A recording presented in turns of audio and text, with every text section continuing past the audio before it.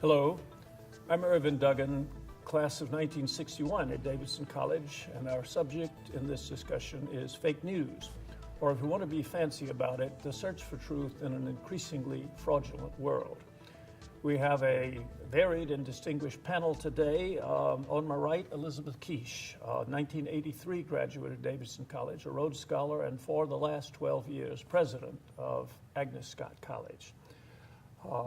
Camila Domonoske, a 2012 graduate of Davidson, is with NPR, the National Public Radio Service. And Camila, we're glad to have you with us today. Sean McKeever is the chair of the philosophy department here at Davidson. And our final guest is Michael Kruse, a Davidson College class of 2000 and a senior writer for POLITICO magazine. Welcome, everybody. Our reason for being here and having this discussion really grows out of an incident after the 2016 election, when the New York Times broke a story about a fake news site on digital media that purported to show agents of Hillary Clinton storing 20,000 false ballots in an Ohio precinct.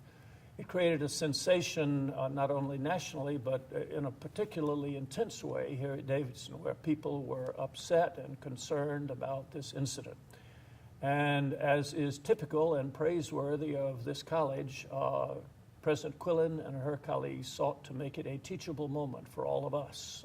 How can we learn from this experience? We had hoped to have Cameron Harris, the young man at the center of this story, with us today. Unfortunately, he was unable to come. So I'd like to begin the question and the discussion with Elizabeth Quiche. You are a philosopher, a professor of ethics. What can you tell us about your reaction to this story when you, as a Davidson alumnus, discovered it in the New York Times? Well, I think I probably speak for a lot of Davidson alums when I say that it felt like a punch to the gut. I mean, it really was so distressing that one of our own, we are a community that cares so deeply about the honor code and about personal integrity, and I was very, very distressed. I mean, it was a distressing story to begin with, but when I realized that there was a Davidson person at the center of it, it was extremely distressing. And I, of course, as you all know, there was a lot of then social media.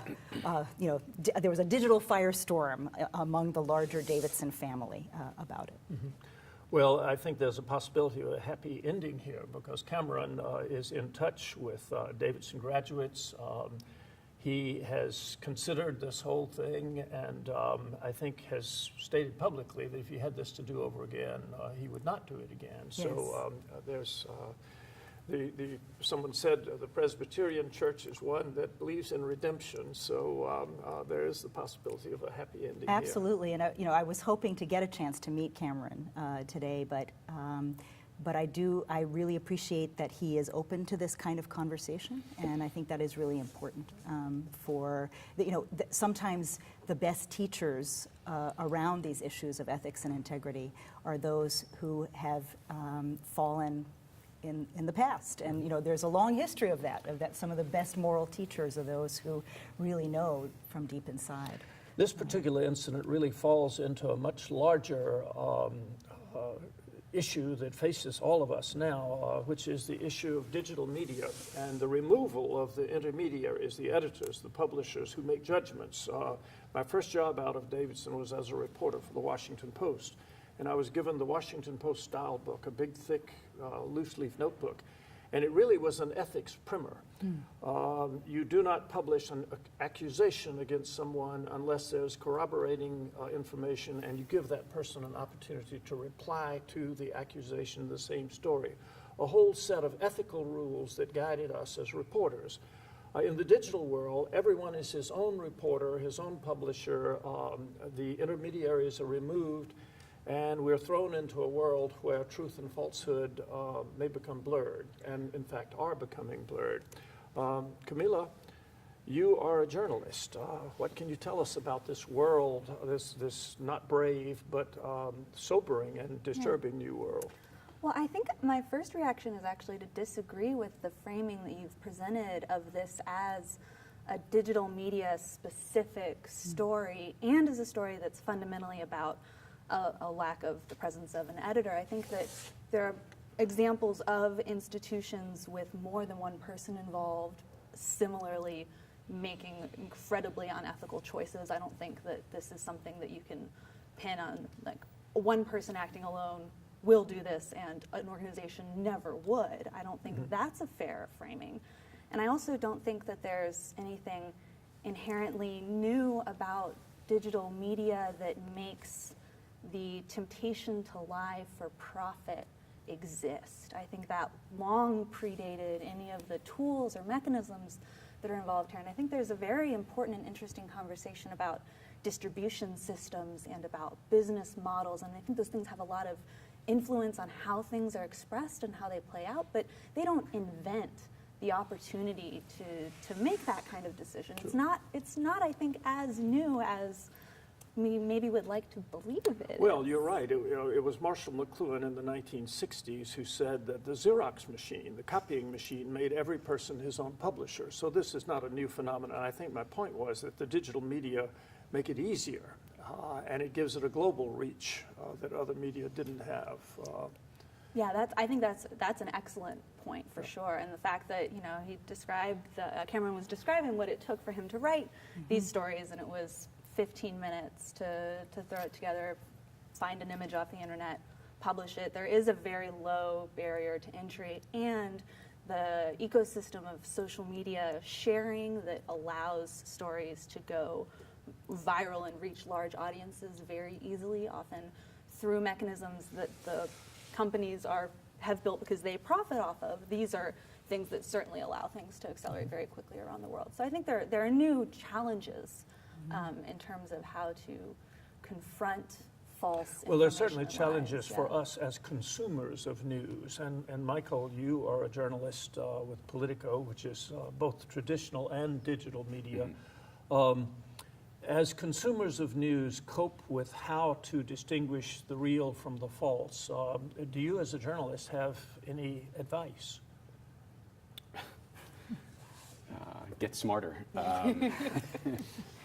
No, I think what's changed here is the dissemination of information, the tools at the disposal, and frankly, the susceptibility of the populace, which is what you're asking. It is harder. Straight up, it is harder now than it has ever been to parse content. There's so much of it. If you are not a very savvy consumer of news, I would imagine you feel overwhelmed and confused pretty quickly. So you have a couple potential responses to that. You can sort of tune out, or you can parse in kind of an unsophisticated way and focus almost exclusively on news or not news that supports your worldview, your biases. And I think that's what we've seen more than anything. Can one look at a source? I notice when I'm on Facebook or the internet, I see news sources that I don't recognize. I see the Washington Post, I see the New York Times, and I have some confidence that there are rules, that there are editors, that there's someone who will bring a story over to a reporter and say, you have this wrong, or we can't do this, we can't print this story yet. Those brand names give me some confidence that there is an editorial process that abides by some rules. I also see brand names and news sources that I don't recognize at all. Is there anything we can know about the sources of the news that we consume that would alert us to possible fake news? I mean, the tools, I think that, this might be a self-serving thing to say at Davidson, but the tools that we are taught here in our time here, being a critical thinker, understand how to look at context and draw conclusions, what is trustworthy, what is not. These are things that people need to be doing as consumers of news always, but now in particular. You know, certain brand names that have been around for decades, centuries, are a certain kind of legitimate. Not always, though. I work at Politico. It just celebrated its 10-year anniversary, but it is a place with hundreds of news gatherers, hundreds of reporters, hundreds of editors spread out from Washington to European capitals to capitals of consequence in this country. This is an engine of journalism as opposed to a much more flimsy creator of content. And it honestly doesn't or shouldn't take too much time to click around a source that you've never heard of to either say to yourself, this seems like a fairly robust source of information that I can begin to interact with, versus this is something that Cam Harris just made in 15 minutes. It shouldn't be difficult, but evidently it is and has been difficult for a portion of the population, enough of the population. I think one problem is people seeing a story as the end point in reading about a topic. They find a story and they're like, oh, I've read this story, I'm now informed. Whereas if especially with a news source, if you want to evaluate it, the fundamental thing to do is to read laterally and get other sources about the same story, see what other things are saying. That's a very quick and easy way to debunk the vast majority of false stories, right? And then go deeper and see other things that this source has published and check their sources. When they say X says and link to it, click the damn link, see if it says what they said it says. Some of those things are very, very easy, and it shouldn't be that complicated. But I do think that there is sort of an expectation that, just like with a print product where you read the story and you're done with what's on the page, that things do exist the same way in the digital ecosystem, when really it is incumbent on people who want to evaluate sources to click beyond that one page. I think there's every news organization practically is digital at this point. So that distinction doesn't sort of exist to me. But what does exist to me is news outlets, publications that are legitimate, and Facebook and Twitter. And sometimes people talk about these things interchangeably. I get my news from Facebook. Well, no, you don't. You get your news from news sources, whether they're legitimate or not. Facebook is just a Delivery system. It's a delivery system, as is Twitter. Those are susceptible to agents of disinformation and confusion in a way that even marginally legitimate news sources are not. I mean, those platforms are what you make them and what people make them. And I think that those delivery systems are really what has gotten us to this point. I mean, I don't know that this environment in which we find ourselves right now didn't exist 4 years ago. This is something totally new.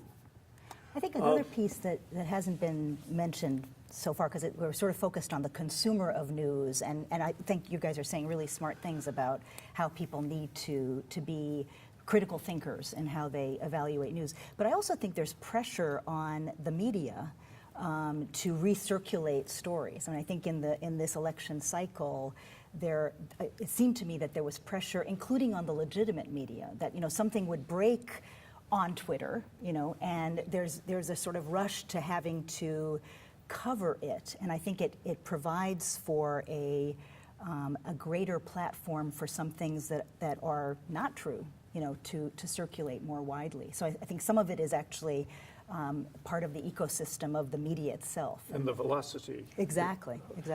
Sean, Michael used two phrases. One was get smarter, and the other was critical thinking, which leads to a faculty member of Agnes College who has a daily responsibility to help people get smarter and to learn critical thinking. What can the college do for not only the students who are passing through for 4 years, but for the whole family of alumni and friends and the larger Davidson world? What can we do? How can you help us? How can the college help us get smarter and indulge in critical thinking in this confusing world of media? Well, far be it from me to run down critical thinking. So I'm happy to cheer on critical thinking, but maybe let me add one wrinkle. In addition to having critical thinking skills, I think it's also good for us to be self-aware about our limitations. critical thinking is very labor intensive. And, if you're on Facebook and your news stream are coming across at 5 little stories per scroll, checking all those is, very, very difficult, even if you undertake it. And we also have a very powerful propensity to trust until proven otherwise. I mean, the psychologists will confirm this. So when things are presented to us, our tendency is to give them some credibility. And so if you combine those two facts, it's quite a dangerous situation to be in, to be sort of passively receiving a mix of reliable and unreliable information. So critical thinking for sure. I suppose another thing one can do is just to be more active in seeking out the news you initially consume. That is, if you initially seek out sources that you have high credibility, and then you're in a better position to initially expose yourself to higher quality information rather than exposing yourself to a mixture of high quality and low quality information and then counting on yourself to sort it out later with your critical thinking skills. And I suppose the other thing you can do, we were talking about whether this is a function of particular media environment or particular technology today, or whether it's an old phenomenon. I was looking back at the very old film Network, which had all kinds of anxiety about the illusions created by television. And Howard Beale said, just turn it off. That was his advice. That is, one thing you can do is just turn it off, not expose yourself. I mean, we're consuming this kind of information on our phones 12, 14 hours a day. And so I'm a little skeptical that we can intake that much unreliable information and then follow all the links we would need to, or do the critical thinking we would need to. Well, one of the elements of critical thinking, I would think, is a certain amount of skepticism, of a healthy doubt about the accuracy of a story until other reports come in, until there is corroboration. I was driving down yesterday to come here for this discussion, and I was listening to a talk program on your network, NPR, and a woman called in to a discussion program and asserted that the President of the United States could not have been elected if he had done something wrong, which suggested to me a level of gullibility that was almost unbelievable. There's no reason in the world that one should believe that merely being elected to a political office made you an honest and moral person. So I would think that one thing critical thinking would teach is a healthy skepticism that something may be doubtful if it seems doubtful to you until you can. I don't know whether at the time of the incident that brings us to this table, when Cameron did his story on the digital media, was there any quick response of people? Did anyone fact check that and say this is a false story? I was unaware of this whole thing until I read the story in the New York Times. But was there anybody checking these things? Like a PolitiFact? That's right. I know some of his stories got on Snopes, but I don't know off the top of my head. I think Snopes fairly quickly, as well as some other places like that. I'm trying to think back to when this happened, but I know Snopes for a fact. Right off the bat said, well, this isn't true. Yeah. That is irrelevant to, clearly, how pervasively it spread, thanks largely to Facebook. 6 million hits. 6 million hits. The- But this is a good time for a commercial for Snopes and for PolitiFact and the fact-checking sources on the internet, where if you feel that a story is doubtful or so amazing that it could almost not be true, go to Snopes and ask the question, or do a search, and they can pretty quickly tell you that if something is false. Sure, and there are more and more of these services, and they are public services, but it's distressing to me that people would even need Snopes in this situation and in many of these similar situations. It's not even a question of the subject matter in Cam Harris's story that you mentioned at the top, which should be sort of an automatic signal that this is not something that should be sort of swallowed immediately. The name of the publication, what was it again? Christian News. It's, I mean, and just sort of the look of it. I mean, it should just automatically, if you are in any way a sophisticated consumer of news, it automatically looks off. It, at least to the extent that you should say, what else has this publication here done? Who's writing it?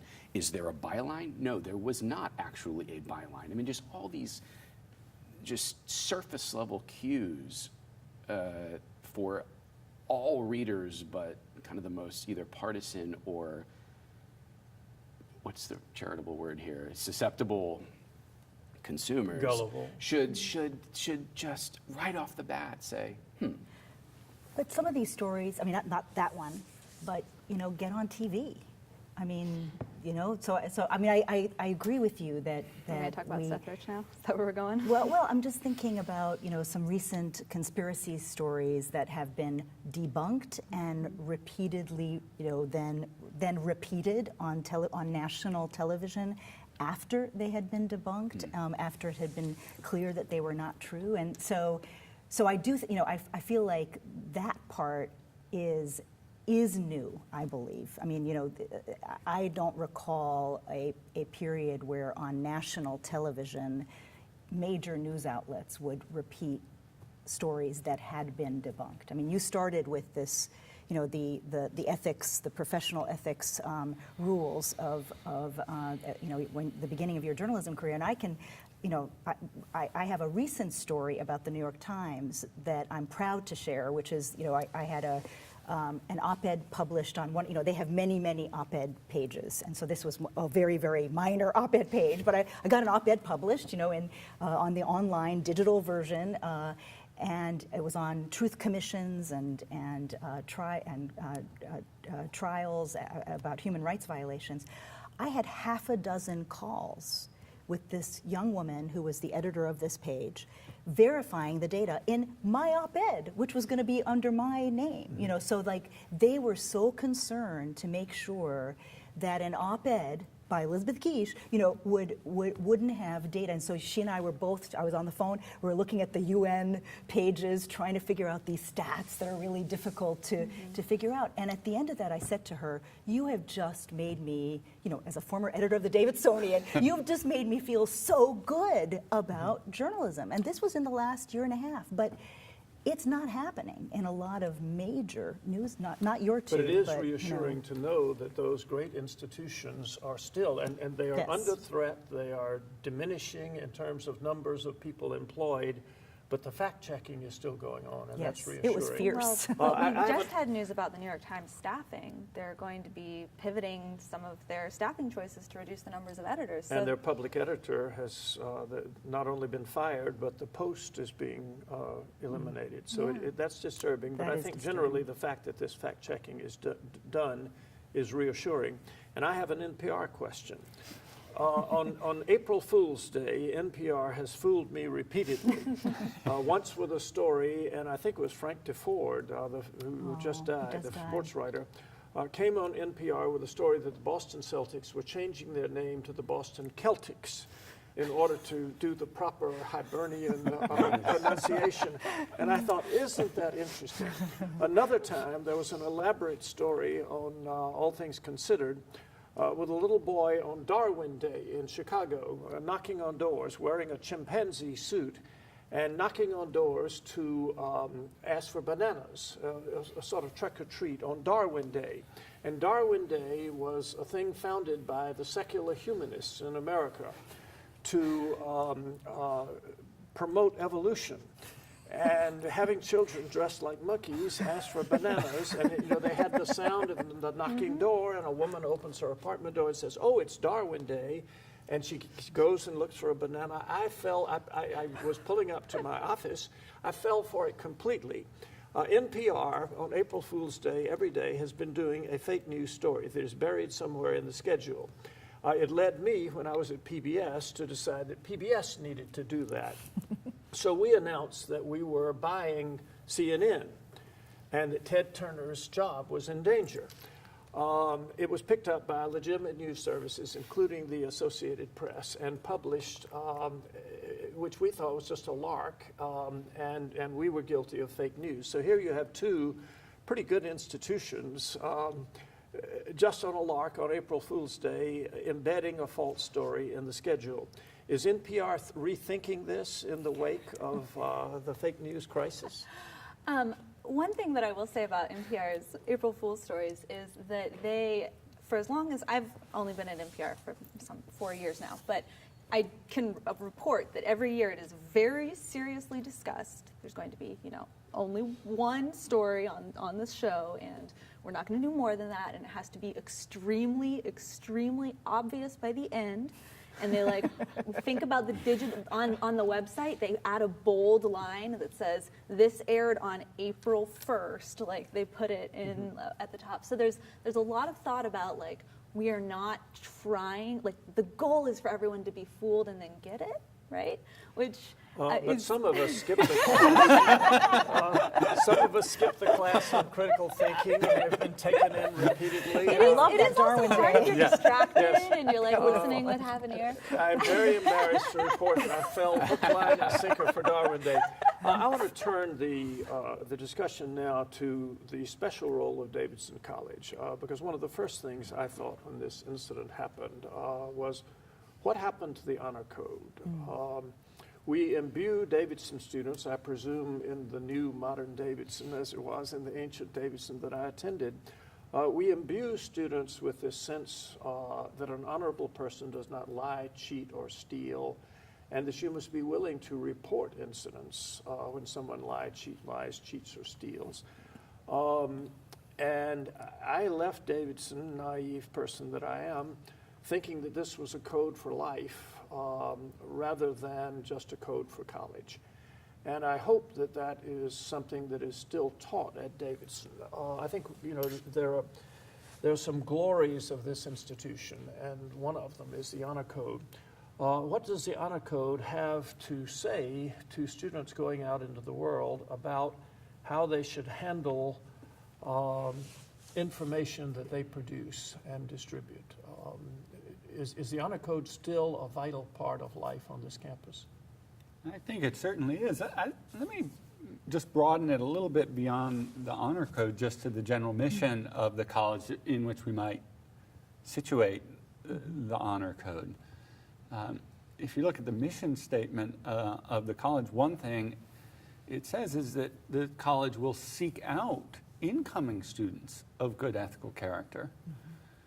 So I think it would, not that you were suggesting this, but it would be a mistake for us to think of the honor code as something that students encounter without prior moral formation, without choice, and then it's going to transform one and all students for life into ethical people. I think part of the presumption of the institution is that there's some self-selection from students who come to Davidson, partly inspired by the honor code, and there's some selection of us looking for qualities of character. But then the mission of the college is to develop those humane instincts. So the presupposition, I think, of the mission there is that prior ethical formation happens, but then it continues in college, and that it will hopefully last. So I certainly think it's alive, and I certainly met many people who are distraught, both alumni and current students and all sorts of folks with connections to Davidson about this story, and it is distressing, but I think we shouldn't beat ourselves up. Moral education doesn't bat 100%. Fingers pointed. Ervin, I knew this wonderful man from Rutgers University, Don McCabe, who's done research on honor codes for 25, 30 years. And he used to talk about the 20-60-20 rule. 20% of people won't cheat no matter what. It's that prior moral formation that really stuck, and so even if everybody around them is cheating, they won't cheat. 20%, he said, will cheat no matter what. Moral education will, which is really depressing. But I'm just quoting Don McCabe. Okay, don't shoot the messenger. And that 60% will respond to the signals in their culture. And then what he said was, why honor codes are important is because at a really critical time in people's lives, when they're thinking about what kind of person do I become, what does it mean to be an adult, what are the things I'm aspiring to become, you're shaped by this culture of an honor code culture, and that shifts it to more than 20. His argument would be that then won't cheat even if there are incentives and such. So I think you're right. You're never going to bat 100, and also I don't think anybody should be judged on the basis of the worst thing they did. And I don't think Cam Harris should be judged on the basis of the worst thing that he's done. But it's important for us to take this kind of thing seriously. I think one of the positive things that happened in what I call the new Davidson, which I define as the Davidson that existed after I had been graduated. Which includes the very old Davidson that I was a part of. The possibility of redemption was introduced into the honor code. When I was a student at Davidson, if you were guilty of an honor code violation, and it only seemed to happen very rarely, you were gone forever. And in the new Davidson, a period away was required, and you were admitted back to the community of learning. And it seems to me that's a marvelous thing, because it really expresses the religious notion that underlies the honor code, that redemption and forgiveness are realities in the life of this institution. Reinhold Niebuhr said that human beings can love, but institutions cannot. They're only capable of a kind of rough justice. But in fact, it shows this institution attempting to express that underlying belief in redemption and forgiveness, which I think we all need to keep in mind, and I think it's a positive change. Another one of the glories of the college that makes me glad I came here is this idea of the teachable moment, of turning this incident into a time for reflection for all of us about how to make things better. When this incident occurred, when the New York Times story came out, were you aware of discussion among students and faculty on the campus about the incident, and was it a teachable moment when it happened? It was a teachable moment. I asked my students initially whether they had heard of it. This was maybe a couple of days after the story broke, and I was actually surprised that out of 15 or so, only a couple had actually encountered the story within that time frame. So we've been talking about how fast news spreads. That took me, I was surprised. Wasn't this all on your social media feeds instantaneously? That's one of the more disappointing things I've That's heard wild. so far today. Well, it was one class of first year Small sample students. size. He's trying That's to comfort right. us. But then in the ensuing days, we did have some discussion about it, and I think the students had a good perspective. Which was I think, I do think they have a sense that one act does not define a person's character. It was more than one act. I just want to say he published repeatedly for money and then took the money. Absolutely. Can I just say something that really worries me about how this is not this conversation, but how the conversation about fake news has evolved. This is the thing that actually most worries me right now, is that the category of fake news is now being tossed around by including the President of the United States about real news. Yes. If he doesn't like a story, he calls it fake news. And this is incredibly dangerous and wrong. And, fake news is when you knowingly, take something that is a lie and false, and you disseminate it for gain. That's fake news, you know. Now there are stories that end up being corrected, or they're biased even, or, you know, any number of things. But I feel like that's one of the things we have to do, is to fight for the importance of these distinctions. Yeah, It's not just including the president, he's the head of the spear. Yes, you're right. Yeah. Well, this whole idea of sowing mistrust, I think it's good to be healthily skeptical. And certainly it is wonderful when journalistic institutions, large newspapers, television networks make mistakes, that they come on the air or into print to correct those mistakes. But we now have a situation in which people on the extremes of the political spectrum on both sides are attacking the media as dishonest. And we are throwing terms around like fake news in a way that that creates skepticism about our institutions. Democracy, the media system, everything is based on trust. The commercial system, when you go into a store and put down a credit card, there's an elaborate web of trust involved. We trust you to put down this card, that it is your card, that you will pay. And when we start undermining that trust by attacking institutions unfairly and inaccurately and calling the story that we don't like fake news, we are undermining the very infrastructure of democracy, of the business system. And so I think the real challenge for all of us is developing mechanisms, critical thinking chief among them, that help us sort out truth from falsehood, but also being alert to the fact that people, there are certain people who want us to mistrust institutions and trust them. Demagogues want you to distrust the institutions and to trust them, and that is a very dangerous thing. Well, now, back to the honor code. One in particular. Well, I'm going to try not to get too partisan or political here. I don't think it's partisan. It is disturbing when political figures invite us to mistrust on a blanket basis whole swaths of the system that we live It's in. more forceful than an invitation, even. It's an instruction and a call to action. I mean, it's powerful language, framing the media as the enemy of people. Like trust, public trust, the social compact has been sort of deteriorating for, I'm 39, my entire life, slowly but surely. So I don't think the president is a reason for this trend. He just has capitalized on it and has exacerbated it intentionally throughout his campaign and since he's been president, in a way that is unprecedented in this country. I think so. Well, I think if you go back to the early days of the country,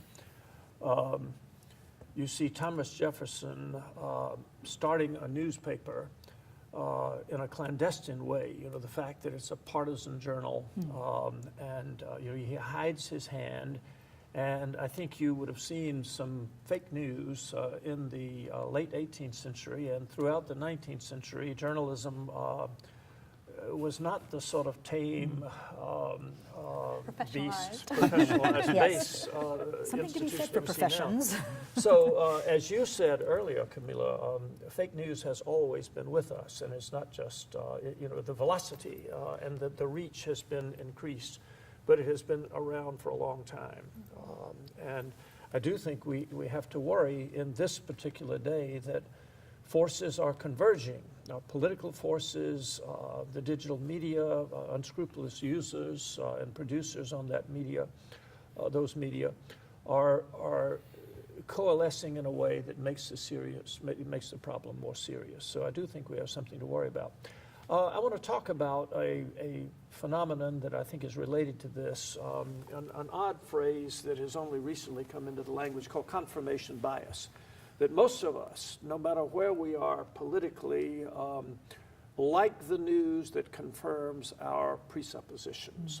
There was a book, Jonathan Haidt, the psychology professor then at the University of Virginia, called The Righteous Mind, in which he did experiments with students and with people out in the society about their core moral and political beliefs. And his research indicated pretty overwhelmingly that people come to their moral and political beliefs emotionally rather than rationally. And then they look for facts, they look for information to rationalize or make logical the beliefs that they have already arrived at emotionally. And we certainly know that most of us are guilty of preferring the media that present the information that most resonates with our presuppositions. Do any of you have advice about what we can do to overcome our own confirmation bias, the need to have our biases confirmed by the media that we consume? I guess reading the media that we hate is one remedy, but let's talk about that for a minute.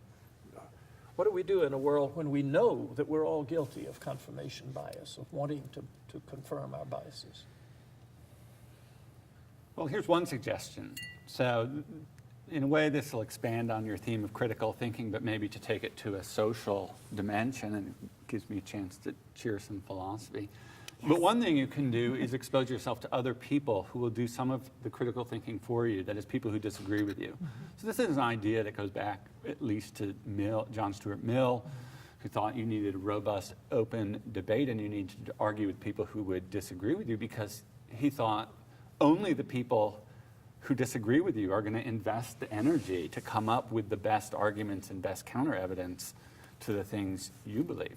Right? So he acknowledged that you could do it on your own, using your own internal critical thinking skills. But he thought, by and large, you're not going to do it as well as the other person.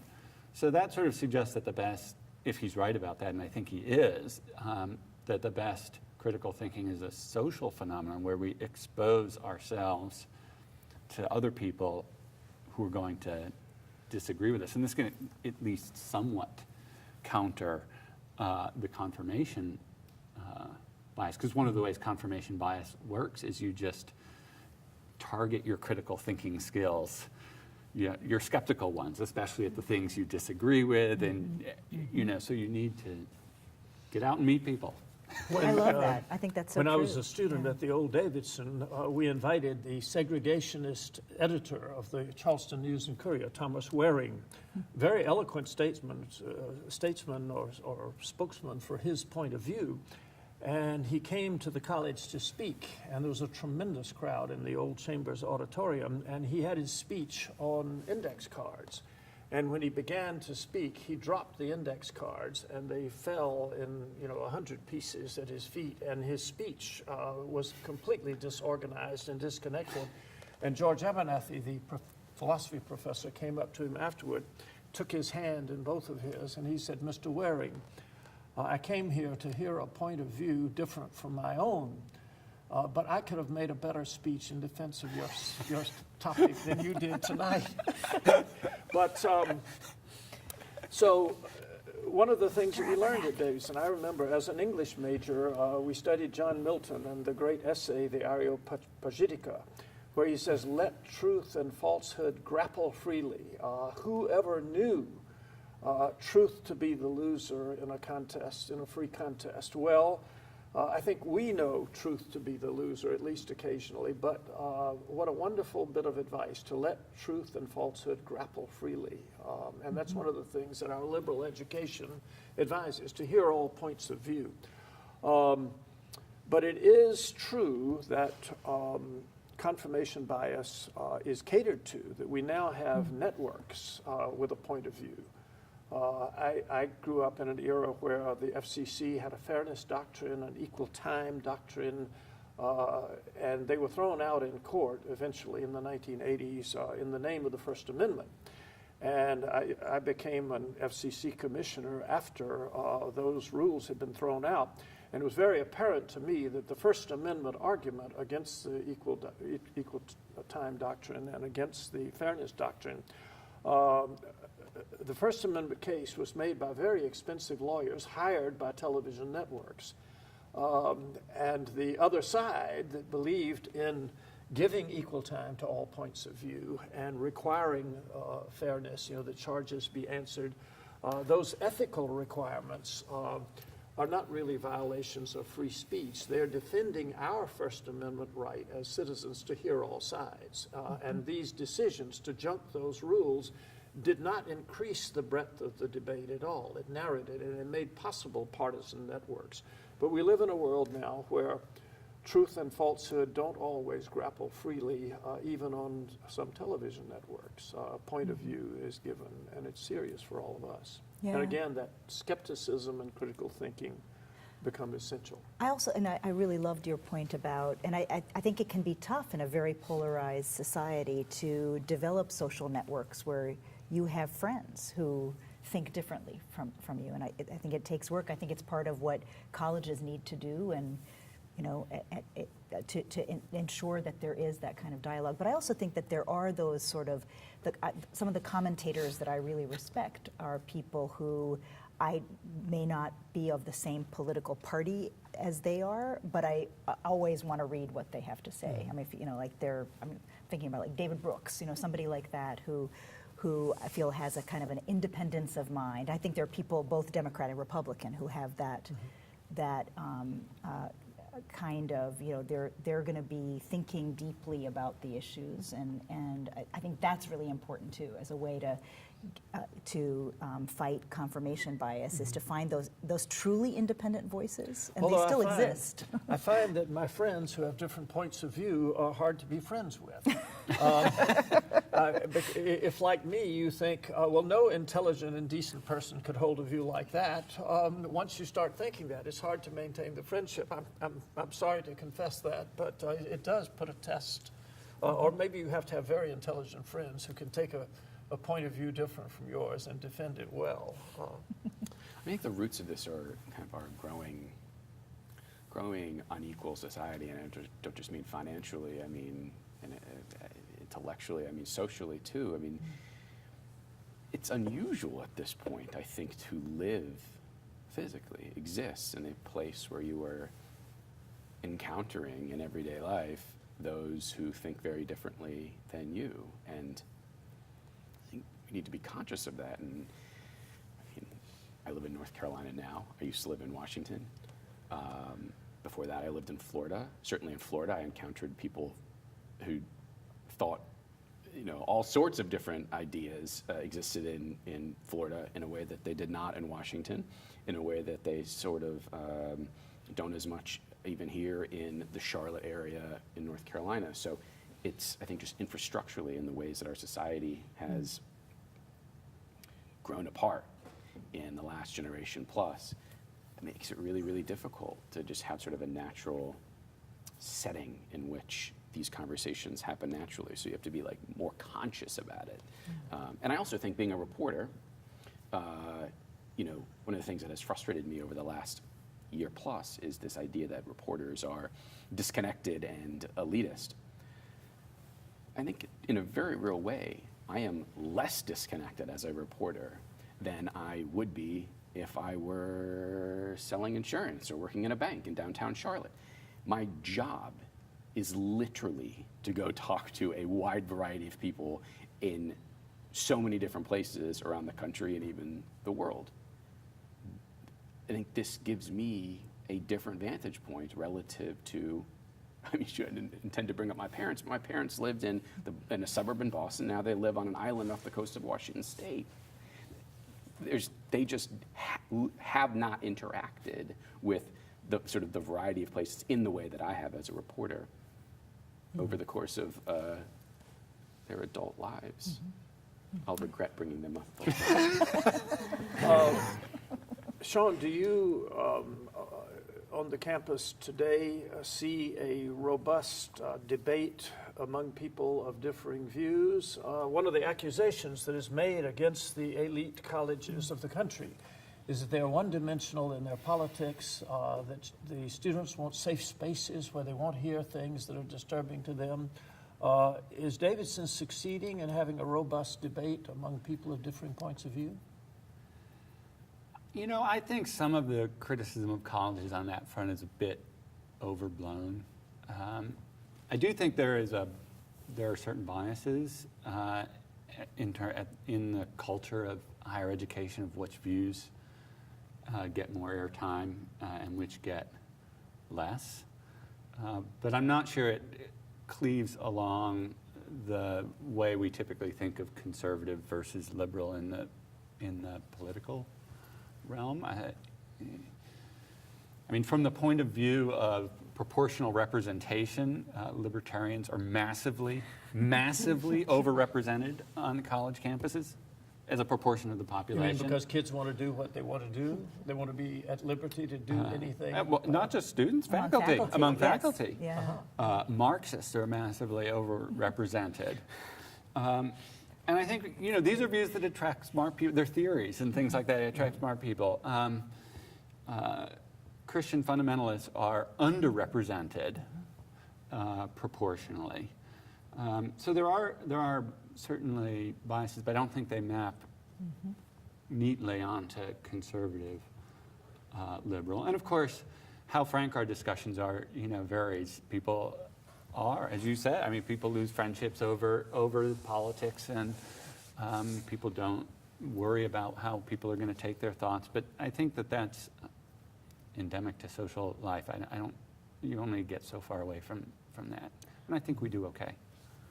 I have a nagging concern about the pivot in the conversation from talking about falsehood to talking about disagreement in a way that kind of seems like it was framing like us versus people who we disagree with who are armed with falsehoods. I think that there's a large universe of really important and fruitful disagreements for people to have with the same information, and that's actually a really different thing than what happens when there are competing realities where people can't actually even disagree with each other because you can't argue with someone who's coming from a different reality. Well, we have than you are. Senator Moynihan's wonderful statement that you're entitled to your own opinions, but you're not entitled to your own facts.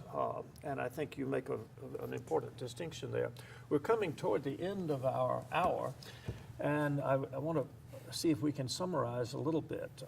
First of all, I think it's fair to say it's been implicit but not explicit at the table that this is not a problem that is going away anytime soon. Fake news in one form or another has been with us for a long time. There's a tremendous market, confirmation bias being what it is, of people wanting a certain kind of information, and that creates a demand for information that confirms your biases, whether or not it is true. And so the need to stem as much as we can the production of fake news by being honorable ourselves is going to be with us for a long time. And the need to be skeptical and to do critical thinking is going to be with us for a long time because the phenomenon is not going away. There is a demand for it, whether we like it or not. I also think that implicit around the table and explicit has been an appreciation for the role of Davidson College. First of all, in counseling its students constantly over their 4 years here to be honorable people and to go out into the world with an idea of the principles of the honor code being a code for life and not just a code for the 4 years of college. Appreciation to Davidson for wanting to turn this unfortunate incident into a teachable moment so that some good can come from it. And the young man whom we said at the beginning has assured us that he would not do this again if presented with the opportunity. That is good news, and we can celebrate that. Any other concluding thoughts before we end our discussion? I think one interesting theme, and it's sort of there's tensions around it, is that there is a real value to professionalism. I mean, that, part of what's happened is, you started with this, is this kind of great small d democratization of media through people, everybody, the barriers to entry being lowered, but it comes at the cost of a loss of some of that professionalism. And I think we have to stick up for the value of professions and the kind of ethical standards that they represent. I mean, I think that is something that even in the midst of teaching critical thinking and skepticism, we also have to teach the positive side of institutions and professions. I want to pick up on one thing you said Yes, earlier, please. Which is that in addition to framing this as a question of honesty, I think we also need to look at the real political dimension of fake news as an attack on institutions. Mm-hmm. We've seen it as an attack on the press. It's also been deployed as an attack on elections. In the particular incident we're talking about, this story concerned falsified ballots. Mm-hmm. And the story was produced at a time when the outcome of the election was widely expected to be different. And news of that sort has the effect of delegitimizing the outcome of an election. So it seems to me that a lot of fake news is a quite deliberate attempt to attack institutions such as journalism, such as institutions of elections that are absolutely essential to democracy. So we can frame fake news not just sort of as a question of integrity and honor and honesty, but also as a question of citizenship in terms of upholding and protecting democratic institutions. A perfect note on which to conclude. If ideas have consequences, bad ideas have bad consequences, and we need to be alert to that fact.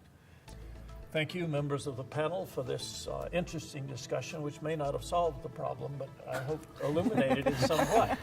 And thank you, members of the Davidson family, for joining this discussion with us.